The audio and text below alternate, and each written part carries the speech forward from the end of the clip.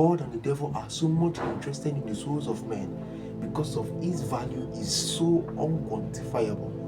Why God will leave you to your will as he still seeks to find ways to get back to you, to accept him or not. The devil himself will impose himself on you through circumstances, through mindsets, through people and the likes. And there's no actual way that you are going to give your soul to him. So he seeks for things that your soul attaches importance to, and through them he will get your soul. If you will matter in this life, there must be something you must exchange for something. If you won't also matter in this life, there must be something you must exchange for something. One is positive, the other is negative. On the positive aspects, what you are giving away is of lesser value than what you are receiving. While on the negative aspects, what you are giving away is more precious than what you are receiving. There is a battle that is going on in the spirit, and it is a battle of exchange. One time or the other, men and women will have to pass through that place in order to be able to find and fulfill destiny, or not even fulfill destiny. This is called the table of exchange, where men's destinies are either formed or destroyed.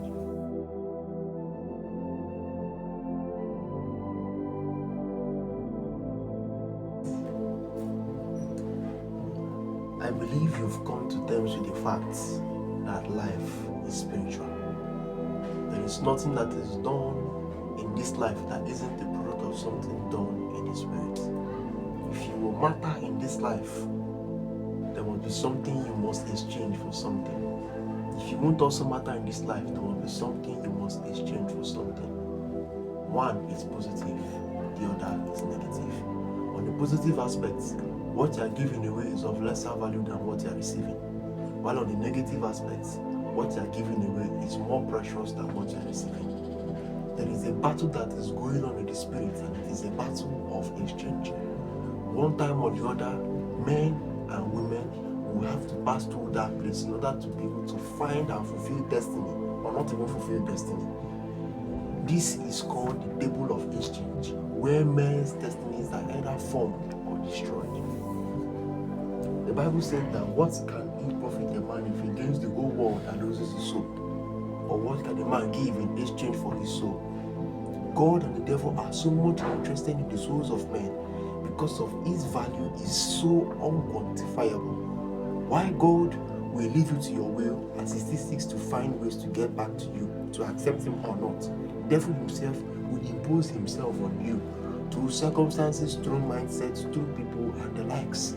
And there's no actual way that you are going to give your soul to him. So he seeks for things that your soul attaches importance to, and through them he will get your soul. We'll look at people in the Bible who are involved in this exchange and how their lives later ended up. And we're going to look at 3 sets of exchange on the positive and negative aspects. Now on the positive aspect, the first exchange we're going to look at is the exchange where you trade worldly desires for spiritual benefits or spiritual gain. We see Abraham called upon by God in Genesis chapter 12, where God told him, leave your family, leave your people, leave your father's house, and go to a place I'm going to show you. I will bless you and make your name great, and through your names all peoples on earth will be blessed.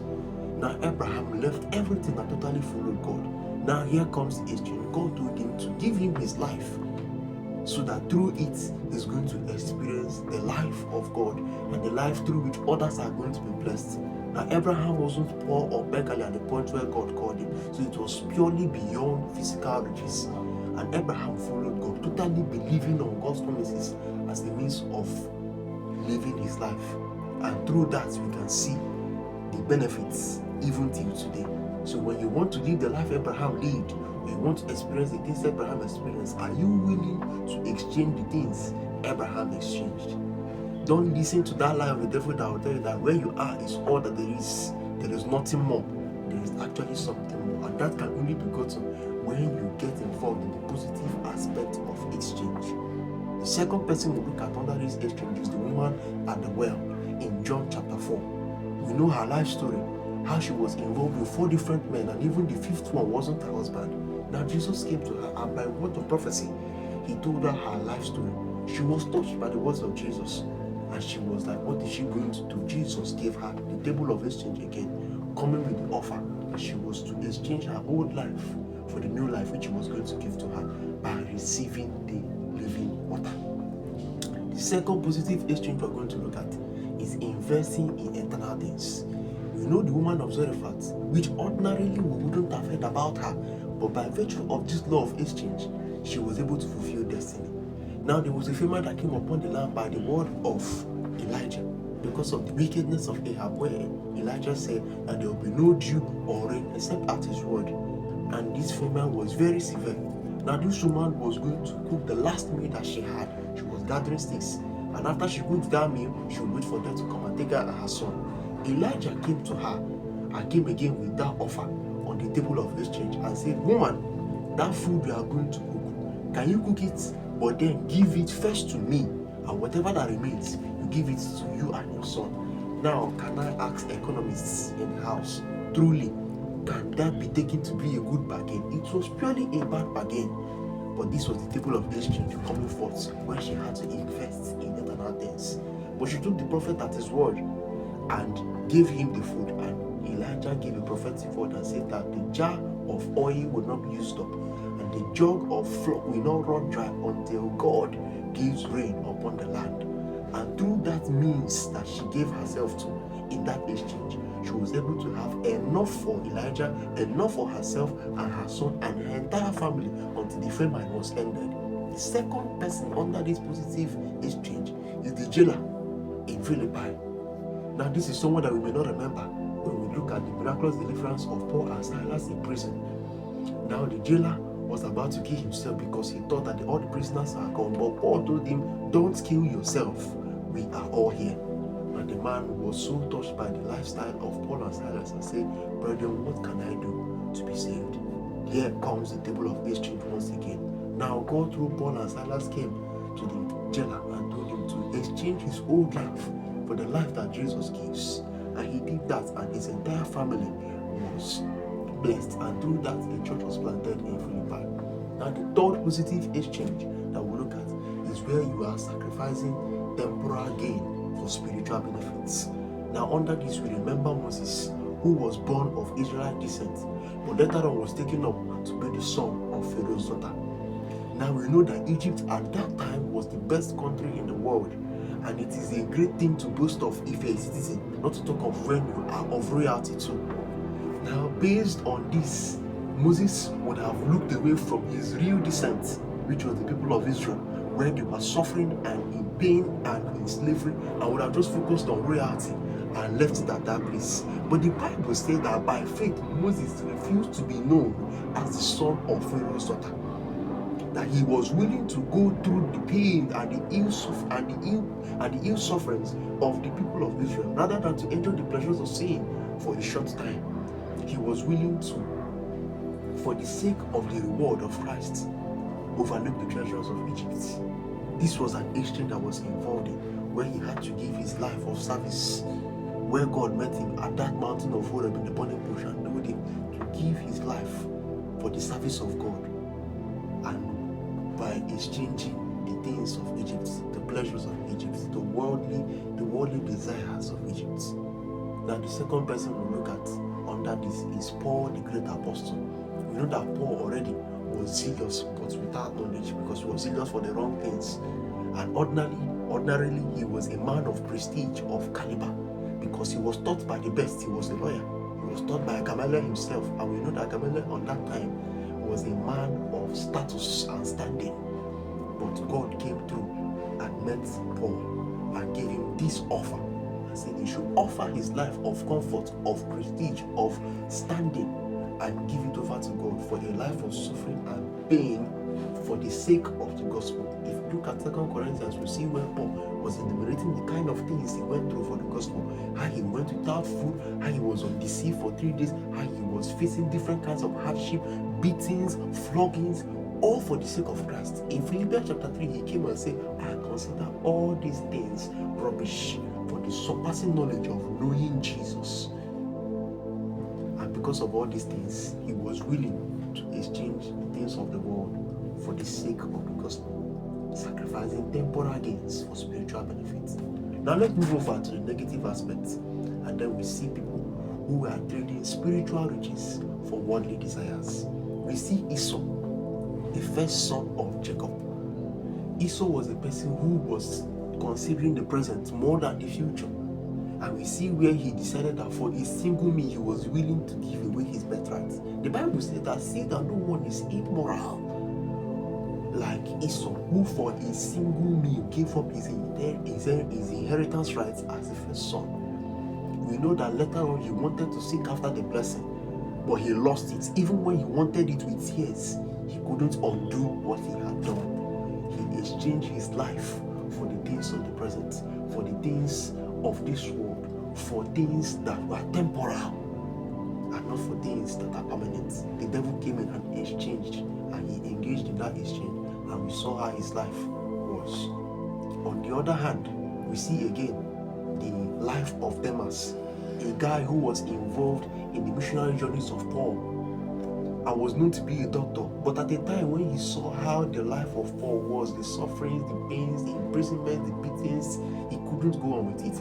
Here comes the devil with the offer, where he said, for your ministry, I want you to exchange your ministry for the things of this world. And the Bible said that Demas has left me for the things of this world, and that ended the mentioning of the name of Demas forever. We never hear his name again.